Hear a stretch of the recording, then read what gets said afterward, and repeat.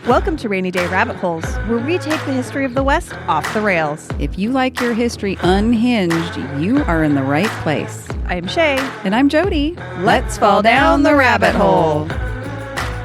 Welcome back to Rainy Day Rabbit Holes, where we dig into the weird, wild, and sometimes deeply unsettling corners of history that somehow make perfect sense when you think about it.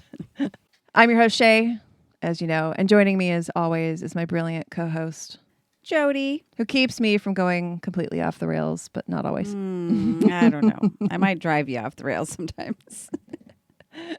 And joining us today, as always, is my little dog, Ruff. So if you hear any weird background noise, that's him chewing on his weird collagen chewy. And we have a very special guest with us today, and that is none other than the dulcet, deep, sexy tones of our own resident Bigfoot, Keith. How you doing? Welcome to the show, Keith. Hello, Jody. All right. I've never met him before.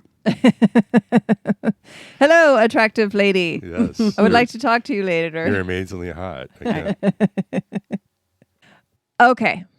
So I want you guys to picture this. Should we say that he's my husband since we're joking about it? And You've then... already said that many times Okay, on okay. this podcast. Well, not this episode.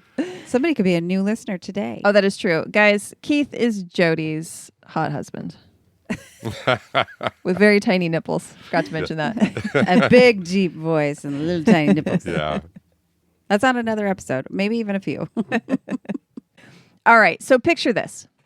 You're standing in what basically amounts to a concrete tomb buried under the Arizona desert. The air is stale. The fluorescent lights hum with that particular frequency that makes your teeth itch. And you're staring at a control panel that could have ended civilization. Not metaphorically, literally. And that's where I found myself recently at the Titan II Missile Museum in Tucson, Arizona. And let me tell you, it was like stepping into the world's most uncomfortable time machine. You know how sometimes you read about historical events and they feel distant, almost like they're fiction, right? Well, standing in that launch control center made everything feel very, very real. So today, we're diving down a particularly dark rabbit hole, one that involves drop tools, toxic fuel, and the kind of bureaucratic decision-making that makes you wonder how humanity survived the 20th century. This is the story of how a simple socket wrench nearly turned Arkansas into a crater, and why the whole thing reads like a cosmic joke that somehow forgot to be funny. Are you ready for this? I was just about to laugh. You're such a dork. I know. Ciao. I'm sorry, but that was hilarious. It still is. I've been making Jody laugh for 2 days by one word I said yesterday. We're driving around on this golf cart in this little resort up here in Gold Bar, Washington, and somebody's drives by in a Vespa, and so I said ciao, and it made Okay, but he was like this burly guy in his early 20s with a beard, and a beard, and a beer. It didn't all fit together, and I don't know. It was just freaking hilarious. And every time I think about it, I laugh hysterically and it's how she said it too. Ciao. Let's set the stage here, because if you're under 40, the Cold War might feel about as relevant as the War of 1812. But stick with me, because this particular historical moment has some seriously uncomfortable parallels to today. The Cold War, I don't know, do you know what the Cold War was, Keith? You're looking at me like, do you remember this particular piece of history that you lived through? I did. I actually lived through it. Yeah. The whole, under the desk, the bombs are coming thing. It was fun. It was essentially a decades-long global dick measuring contest between two superpowers who both had their fingers hovering over the delete civilization button. The United States and Soviet Union emerged from World War II like two drunk guys at a bar who have been talking tough all night and suddenly realize that they're the only ones left in the bar. Now, instead of just throwing punches like normal countries, these two decided to have what was basically the world's most expensive and dangerous pissing contest. America wanted everyone to embrace capitalism and buy Coca-Cola, while Russia wanted everyone to embrace communism and read Marx. Both sides were convinced that their way was the only way, and both had enough nuclear weapons to turn the planet into a smoking rock. Yep. And you have to put all your trust into these crazy, power-hungry men. But I think if I remember correctly, you tell me how you recall, we were taught during the Cold War that we were right. Yeah. Exactly. Yeah. And I'm sure, and the Russians were taught that they were right. Yeah. So, Yep. Well, So I think when I was learning it, it was more like, I don't know, I felt like I was on the right team at least and get under my desk. And I don't know what I thought was going to happen after that, though. I think I was like 3rd, 4th grade when we started that. Oh, yeah, definitely. And then all the commercials back in the day, like for Wendy's, remember, this is Russian beachwear. And it was like a mama bushka in gray work slave clothes. No, I do not remember I do not remember that either. You guys don't remember that? Oh, my No. God. Yeah, I No. remember laughing because it was this, and they'd go, oh, this is her beachwear. This is her winter wear. And then she would just have like a scarf on. And they walked, it was a Wendy's commercial. That's No. terrible. You guys, No, we're going to have to look this up on the Yes. interwebs. I bet it exists. Keith does have the memory of an elephant. Oh, God.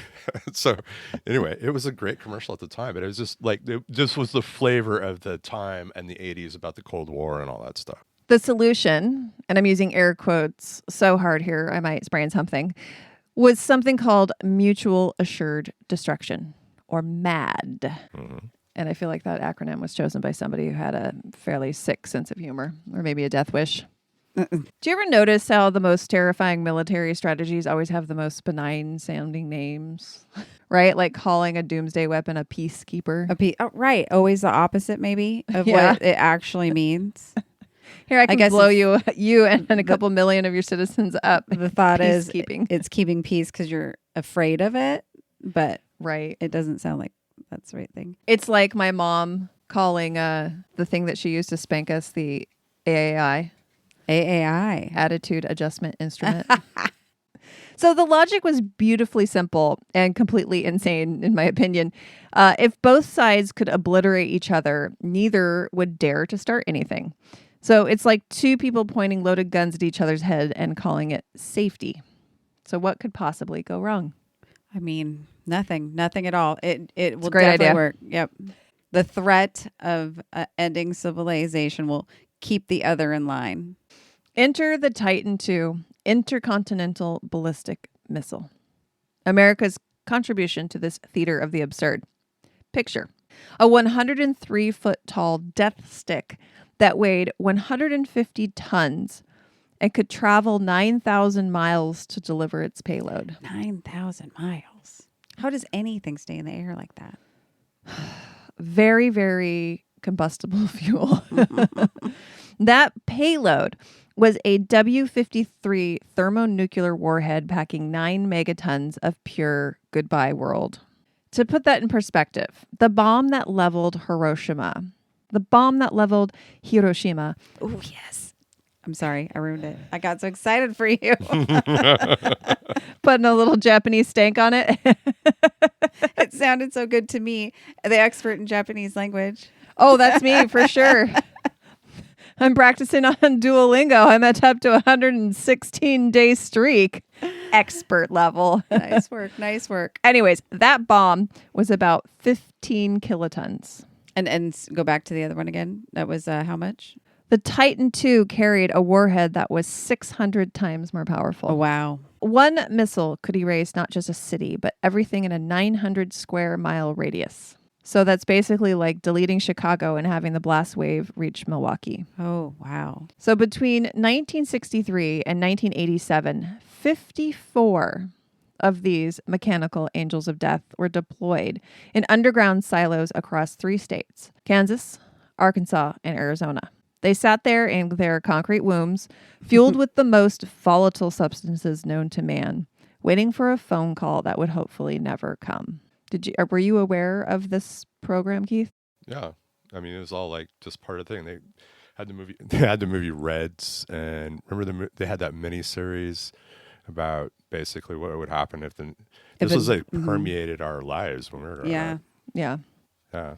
It was definitely part Everybody of our knew lives. about all the programs, and It's interesting to think of now. I mean, I was just going to compare it to now. The kids are learning how to run from a shooter, and we were learning about. Oh, yeah. I mean, I think there is a parallel. It's, Yeah. I mean, it's a different thing, but Theirs is definitely a lot more realistic or likely to happen than. sure. And honestly, what good is hiding under your desk going to do against a nuclear blast? I've always wondered this. It's going to keep the immediate rubble from hitting your head. Yeah, and then what? Yeah, exactly. And then what? And it was a scale up of between Reagan and Russia at the time, and the fall of the wall and all that stuff going on. The whole point is that we were raised and then all of a sudden the wall fell. So there was this whole buildup of how kind of like that whole doom of that culture of grunge and all that came about was because it was like, we're all going to die at something. The bomb's going to go off. We're all going to die. And then 89 happened and the wall fell and all that stuff. And then all of that attitude started to change because that was all taken off the table. So that's why you get that 90s gloomy outlook, downtrodden emo version of life, because we're kind of raised like it's all going to blow up anyway. Right. You know what also happened at that time? Maybe this piece through threats of maybe the Cold War worked because right after that, you go from 89 into Desert Storm. Right. And I'll never forget, because we went through so many years of no war. Like our entire childhood, his dad went to war, and then there was little things here and there.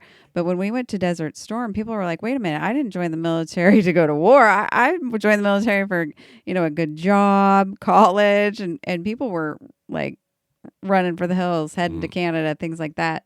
Because we had just been so used to not being in war. Isn't that crazy? Yeah, because the Cold War, then we have been at war consistently. Right. Not ever has it stopped. And now we're 35 years later. The Cold War was just preparation and readiness. They weren't actually in any, right, there was no skirmishes.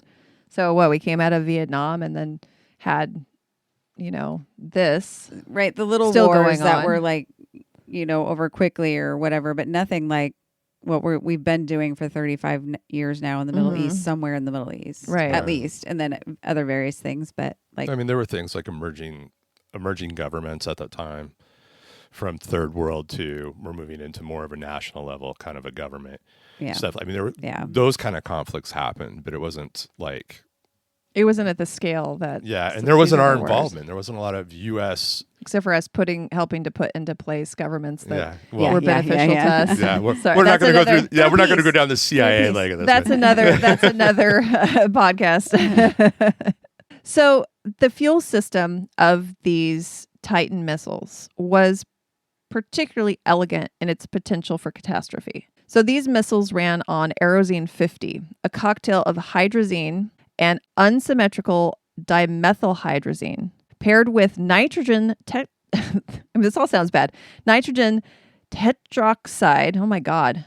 Tetroxide. Yeah. Nitrogen tetroxide.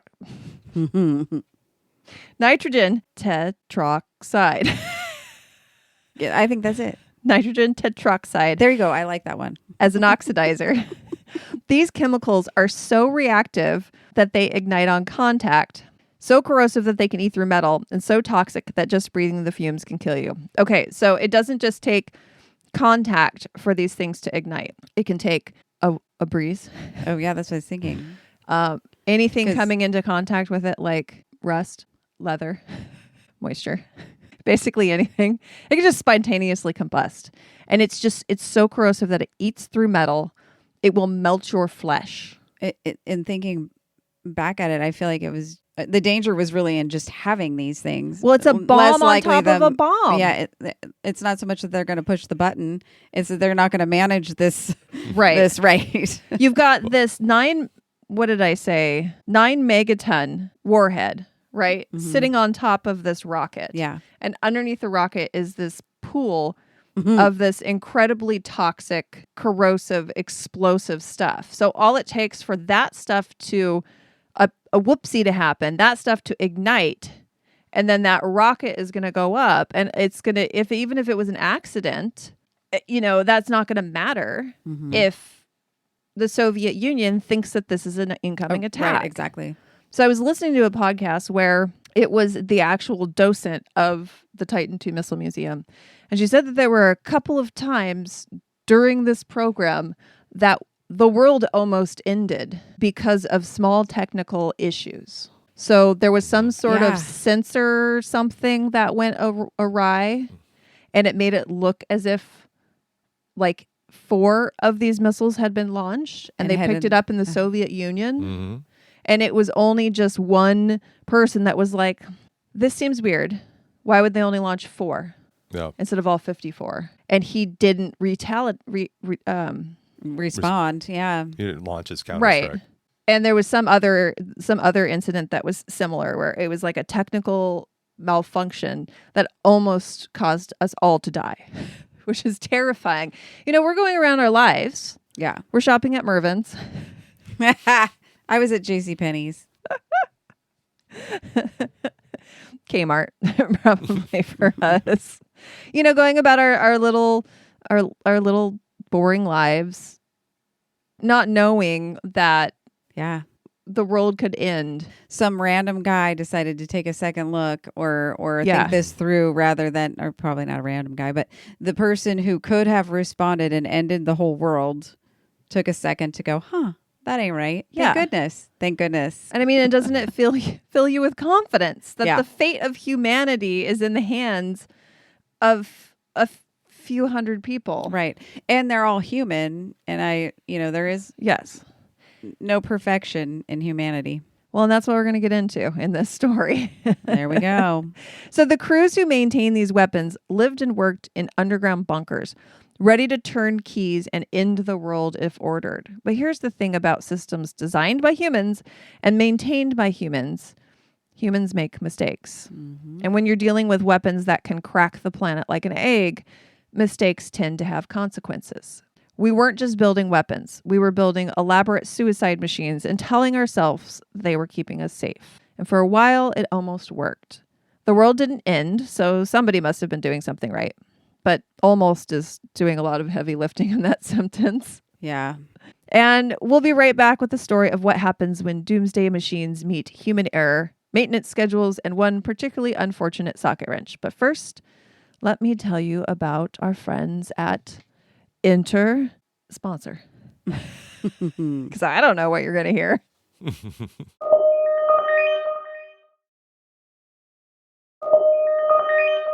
And we're back. Before we dive into our socket wrench of doom, huge thanks to our Patreon supporters who keep this show running and help us dig into these historical rabbit holes. And if you're enjoying the show, consider joining them at patreon.com/rainy day rabbit holes. Actually, consider joining them at rainydayrabbitholes.com/support. So where were we? Oh, yeah. We were about to end the world. Yes. Nuclear missiles maintained by human beings. What could go wrong? No problems. No problems. All right. Let's talk about just how dangerous these underground death machines really were, because it turns out the enemy wasn't the only thing that could kill you. August 9th, 1965. Searcy, Arkansas. I think it's Searcy. Searcy. It I would- is. I would- Yes, that's my grandfather. Oh, Did that's I- right. I knew that name before. Did I get a pronunciation correct on the first try? Yes. First try. Searcy, Arkansas. I'm so proud of myself. Good job, Shay. I'm going to pat my back. Here, I'll get it. Oh, thank you. Site 373-4. 53 civilian workers went to work that morning on routine maintenance of a Titan II missile. By the end of the day, 53 of them were dead. To start with, 50 what? 53 of those workers were dead. And there was how many at the beginning? Sorry. Well, it said 53 civilian workers went to dead, and by the end of the day, 53 were 53 so were all of dead. them were dead. Got it. Well, I know there was probably more that went to work that day. I don't think everybody died. Oh, got it. Okay. I don't know how many actually went. Oh, sorry. You can just cut all that because I thought you said that, and then I was like, oh, I don't remember.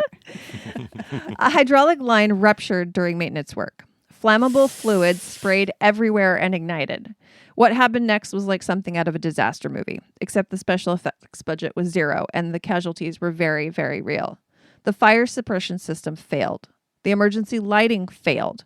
The ventilation system shut down, trapping toxic smoke in the underground complex. Workers were trapped in a concrete coffin filling with poison air. Wow. I'm just picturing being there.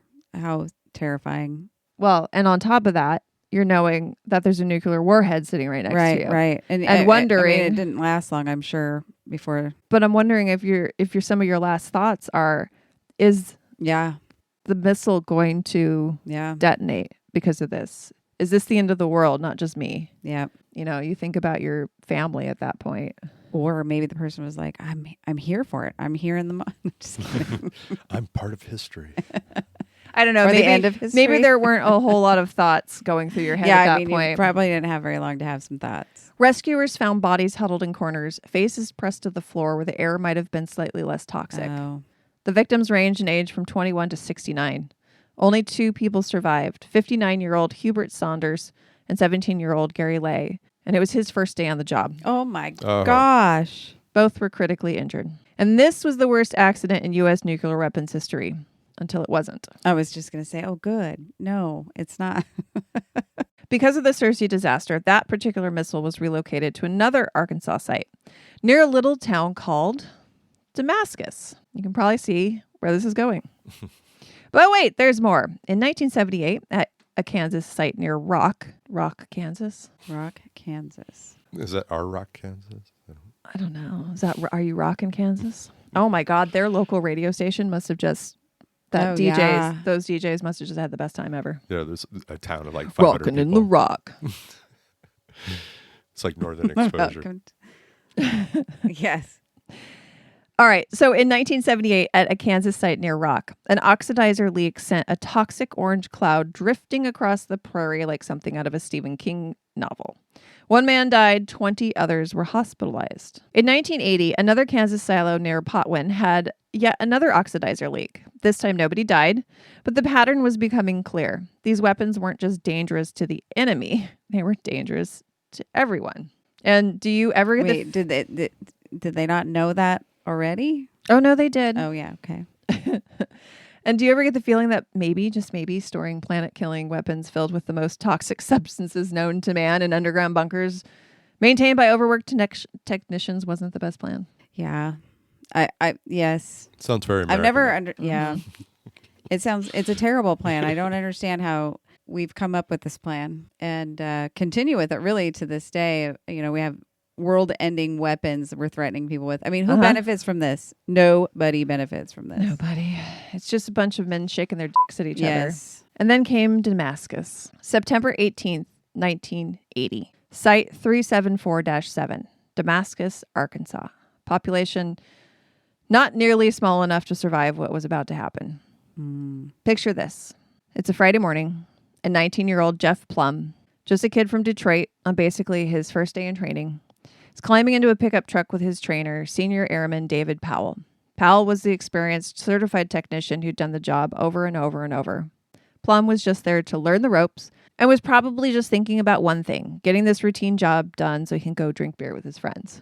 They're driving through Arkansas farmland towards what looks like absolutely nothing, just a concrete slab with some radio antennas sticking up. But underneath that innocent-looking slab is a 146-foot missile silo containing enough destructive power to make World War II look like a bar fight. The job was supposed to be simple. Replace a pressure gauge on the missile's oxidizer tank. Think of it as changing the oil in your car, except your car is a doomsday weapon. Yeah, and the oil can melt your face off. A lot more pressure here than the car. A little bit, yeah. But here's where things get interesting. These weren't exactly the cream of the military crop maintaining our nuclear arsenal. The Propellant Transfer Systems team, or the PTS guys, were known for partying hard, speeding, driving motorcycles, and, maybe not always the most careful or cautious guys. Mm-hmm. Young guys would be 18, 19, 20 years old. Most dangerous humans to themselves. Yep. With the mindset that they were invincible and could do anything. Mm-hmm. Nothing builds confidence like in nuclear safety, quite like knowing that the maintenance crews treat weapons-grade chemicals like party games. They're playing quarters. And here's the thing. By 1980, these missiles were aging badly. Oh, yeah. Mm-hmm. So these fuels were incredibly corrosive. So they would just eat through metals. And also, they would go bad. You had to constantly replace this, which is always putting everything at risk because you're moving these chemicals. Valves would leak, pumps failed, materials were outdated and deformed. And the maintenance crews were overworked. burned out, pulling 12 to 14 hour days, hustling from one missile to another, basically like applying duct tape to the apocalypse. So Plum and Powell suited up in their protective gear, like picture the guys who kidnapped E.T., and headed down to the silo. They would have to wear these basically like full hazmat suits with breathing apparatus because you couldn't let this stuff touch your skin. You couldn't breathe the fumes. You would die.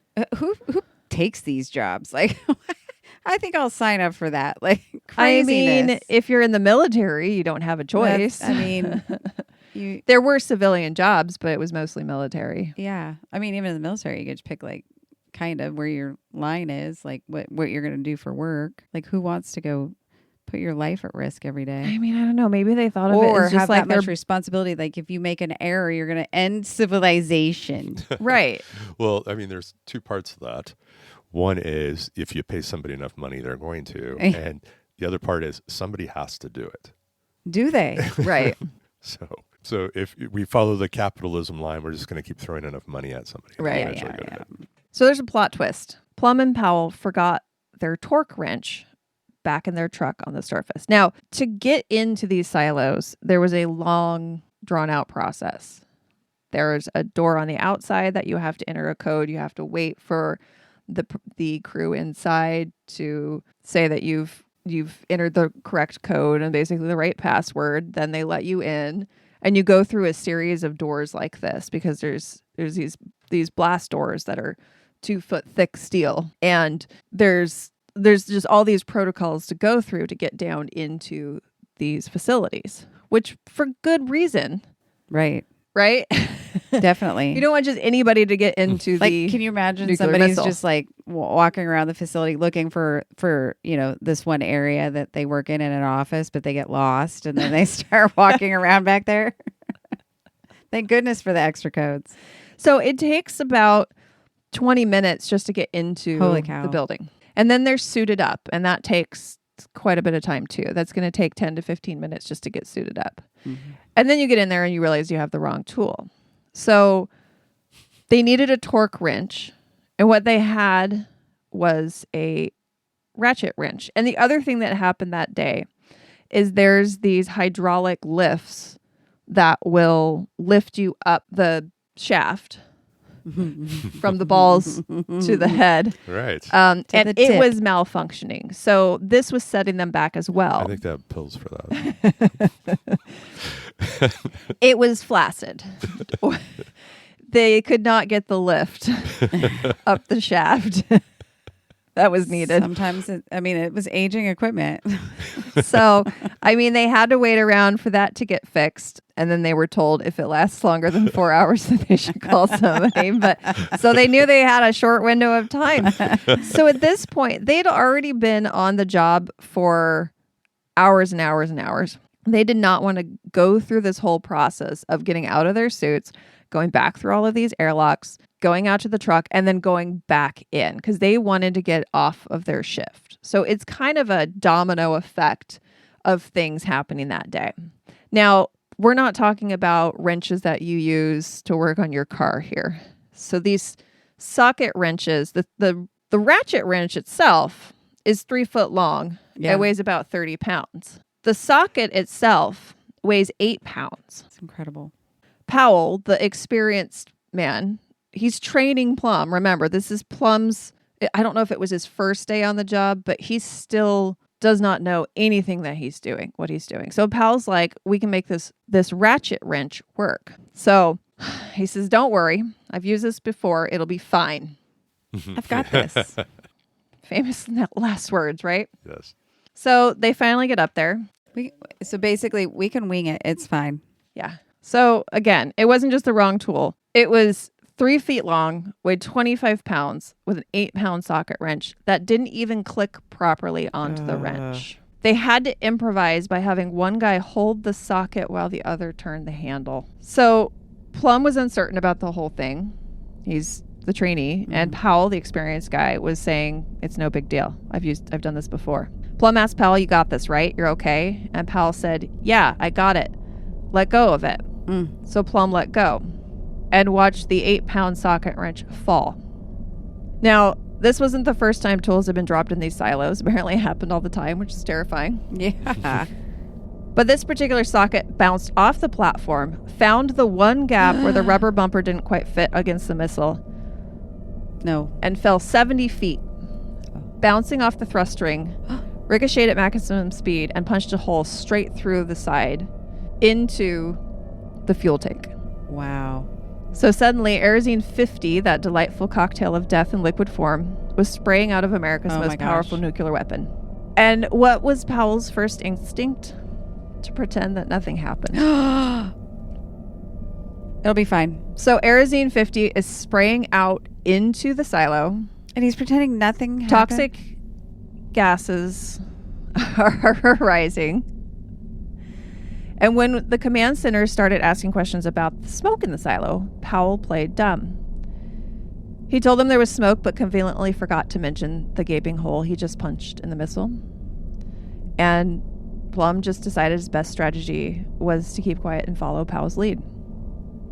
So here's the situation. A nuclear missile is hemorrhaging explosive fuel beneath a 9 megaton warhead, and the two people who know what actually is happening are covering their asses instead of, preventing the end of the world. Alan Childers, the officer in the command center who knew the missile systems inside and out, was frantically trying to figure out what was wrong, while Powell literally stood there crying and saying nothing useful. Oh my goodness. And so in the meantime, the people who are now dead were still alive. Mm-hmm.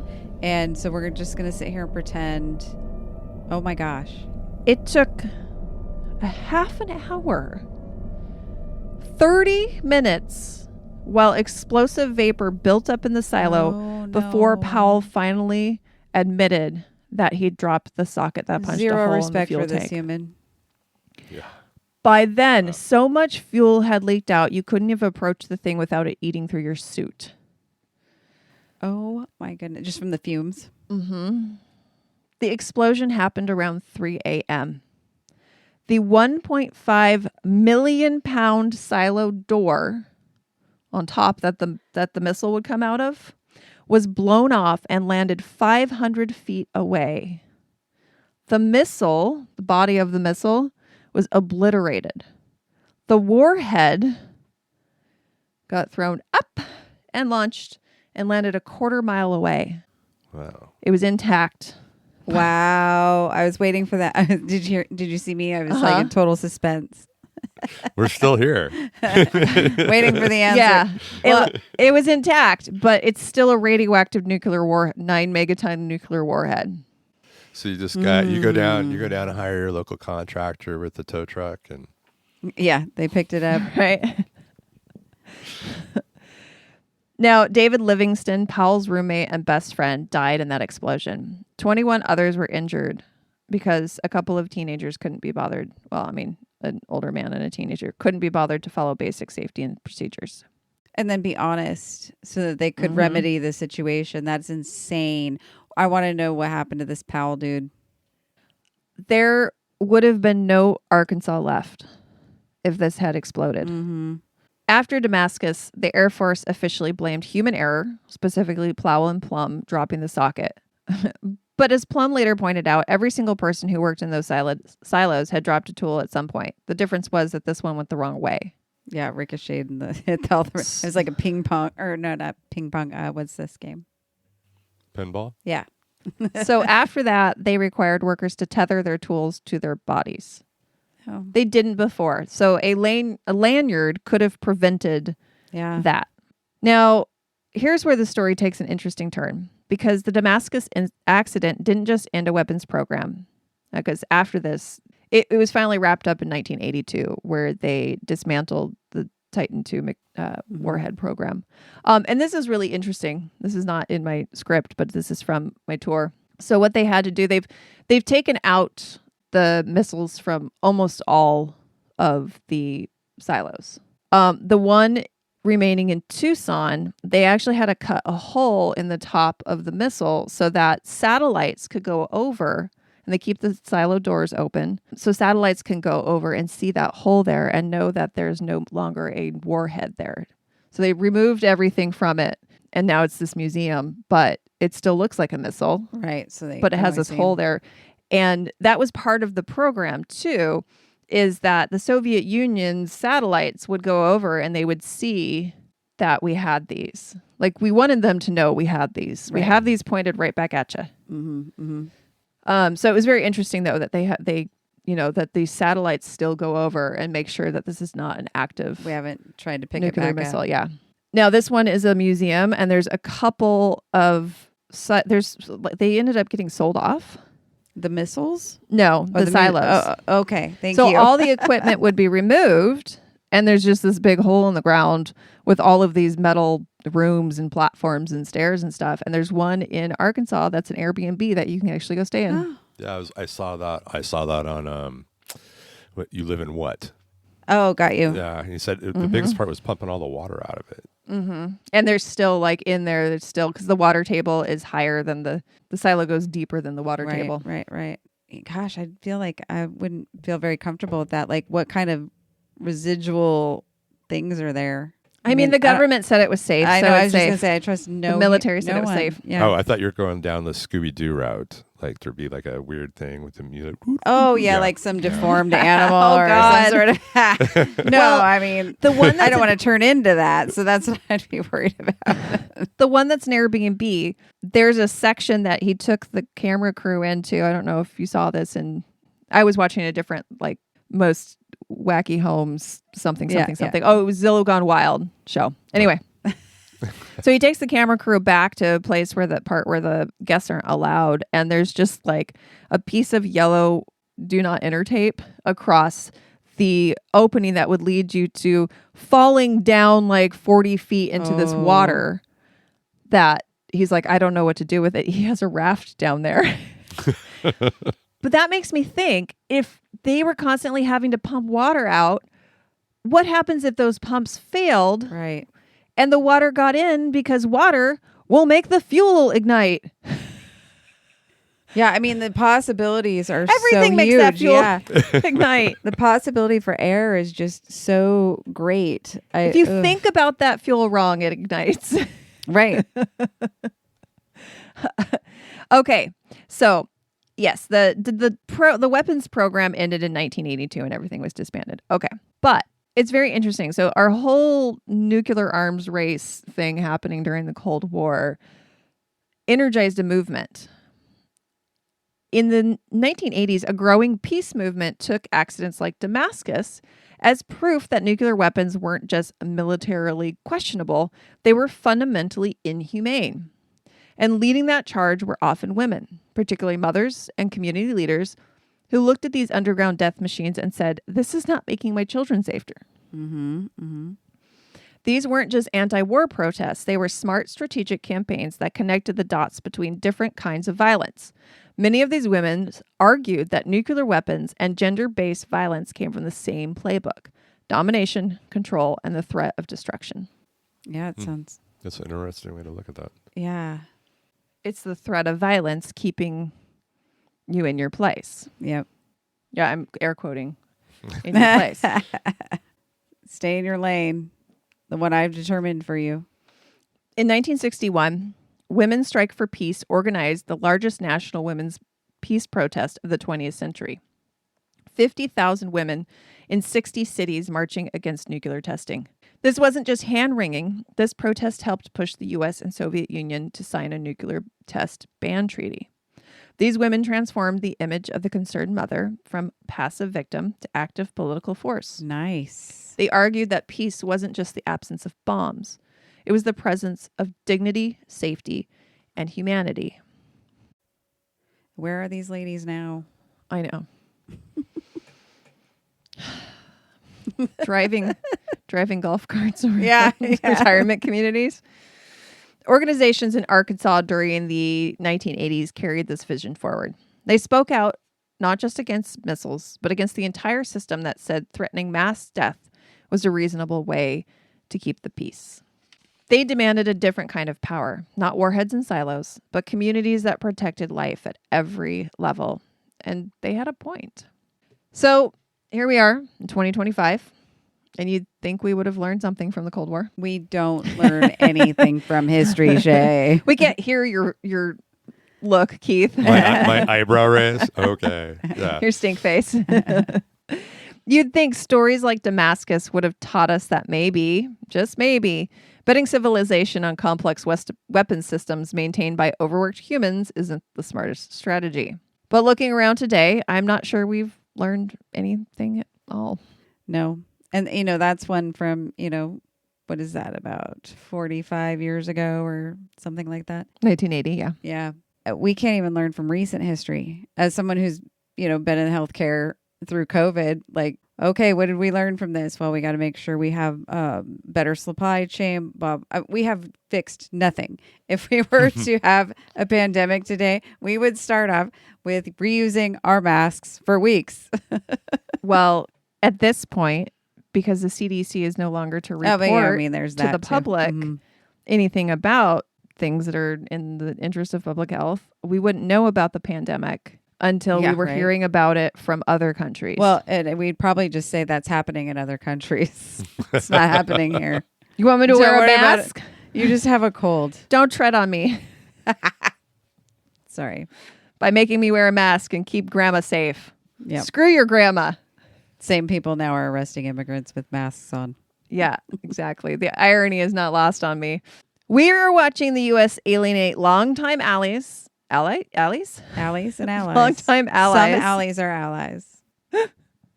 Well, Russia and China, who used to eye each other suspiciously, are getting mighty, mighty friendly. Meanwhile, Japan is building bomb shelters and expanding its military because they're genuinely worried about what comes next. In the middle of all this international tension, we've got leadership that can't even remember the Japanese prime minister's name. He called him Mr. Japan. Yes, this is true. Because apparently diplomacy is just another reality show now. And, it's really comforting? When people with access to nuclear weapons treat international relationships like a Twitter beef.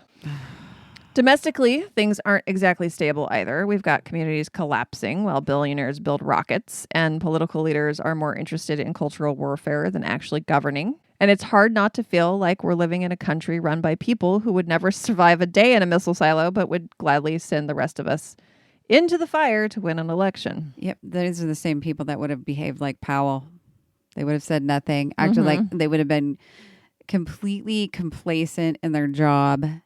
And then when it went wrong, just denied knowing anything. I mean, we've got our very own Pete Hegseth who does these things. Kegseth? Yes. Well, I mean, we've moved now to we're going to start nationally buying into public companies. So Yeah. and there's the ones who are supposed to be so afraid of communism and socialism, and that's literally a definition of socialism. So I'm not really understanding where we're going with any of this anymore. Well, I think people who shout communism, socialism are just yelling what they deem nasty terms at Democrats. Like woke. Yeah, like you don't even know what that means. If you knew what that meant, you wouldn't be using it Right. that way, because then you would know you're looking like somebody who doesn't have compassion for human beings, and those, I mean, you just look bad. Yeah. You look dumb. Anyone who's anti-racism is woke, then woke me. Yeah. I'm woke. I'm very woke. Good grief. Okay, but here's the thing.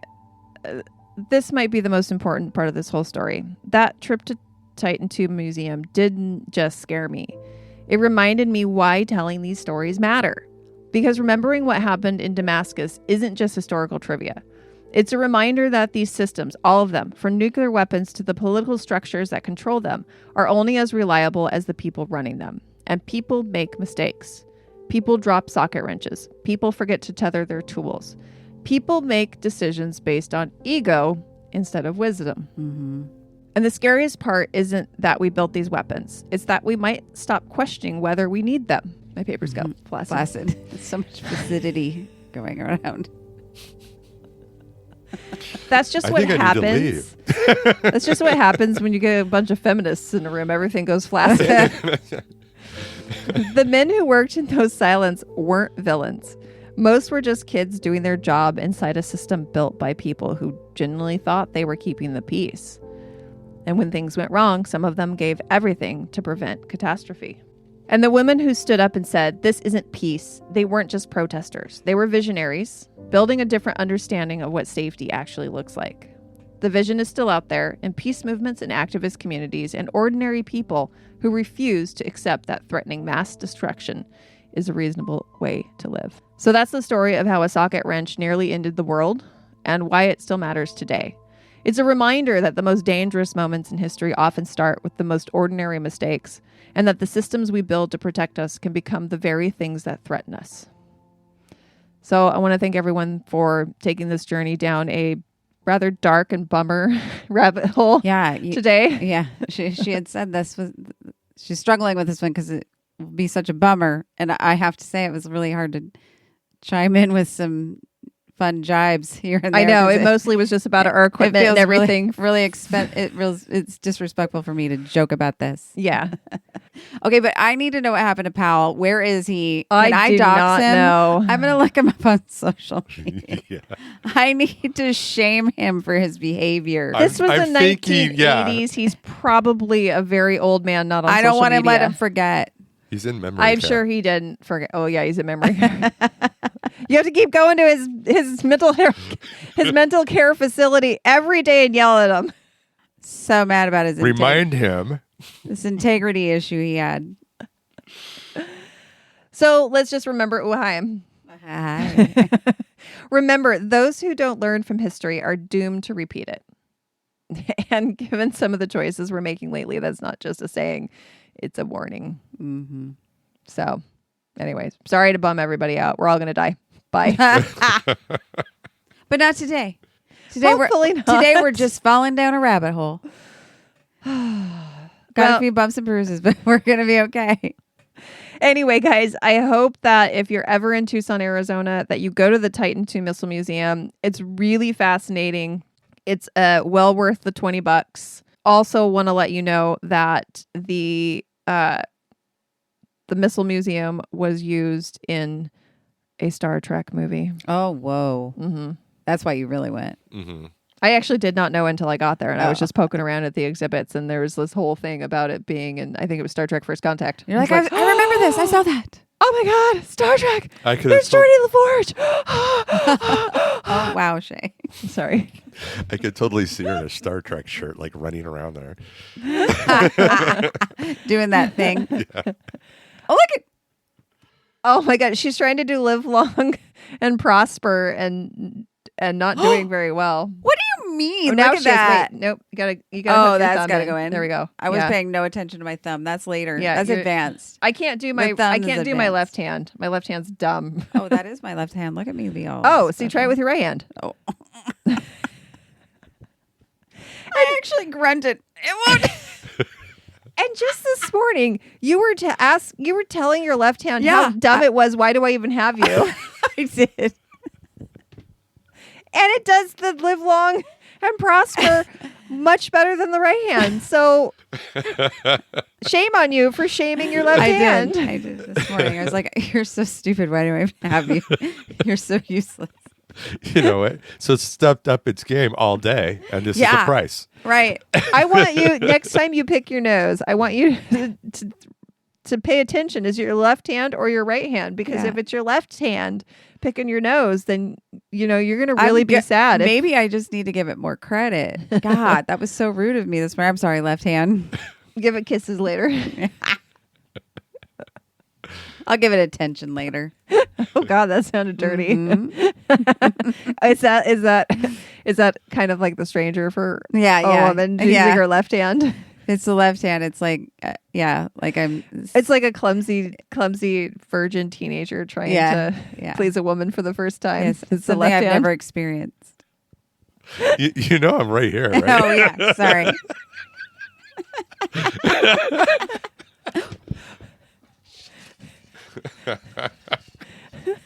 Yes. Okay. Okay, well, I didn't know I'd ever be jealous of your And once left again, hand. we've got a rye. Yeah, of my left hand that I called stupid today. Poor left hand. I know. All right. You're a terrible person. I know. All right, guys. Well, thank you for coming down this bummer of a rabbit hole with us. I hope you still want to listen to us next time. They're not going to all be this bummery, but I had this written for weeks, and I was like, I don't know if I can record this. It's such a bummer.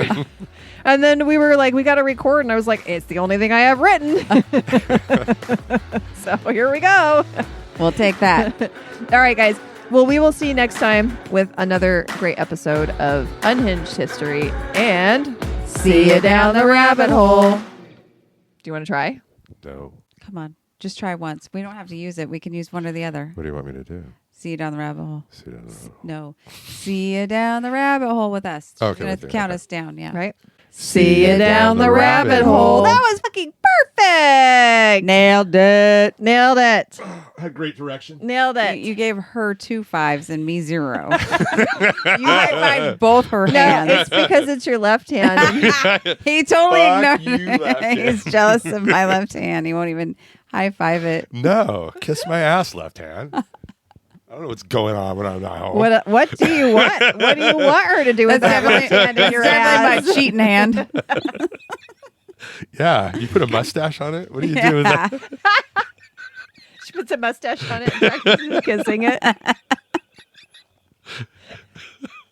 She like, does this. And, we're doing. Hi, Jody.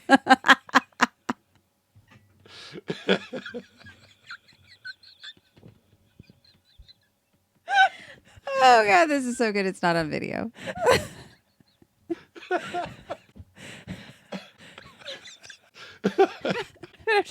I'm buying you some little googly eyes and little sticky Oh my God, mustaches. Yes, you could have used those at the VA. You need to one night before Keith comes home, before you go to bed, put that on your hand and just follow, and then just go to bed, and he'll see your hand. And know that I cheated. Maybe we'll have a threesome.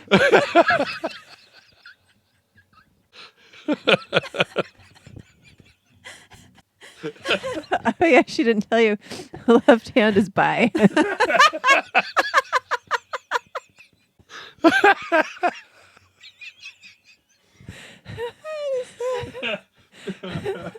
Oh, come here.